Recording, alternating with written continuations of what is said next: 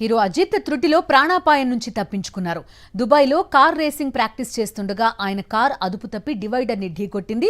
దీంతో కార్ పల్టీలు కొడుతూ ఆగిపోయింది. ప్రమాదంలో అజిత్కు స్వల్ప గాయాలైనట్టుగా తెలుస్తోంది.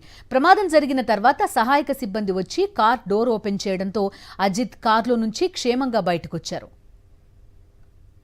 హీరో అజిత్ త్రుటిలో ప్రాణాపాయం నుంచి తప్పించుకున్నారు. దుబాయ్లో కార్ రేసింగ్ ప్రాక్టీస్ చేస్తుండగా ఆయన కార్ అదుపు తప్పి డివైడర్ని ఢీకొట్టింది. దీంతో కార్ పల్టీలు కొడుతూ ఆగిపోయింది.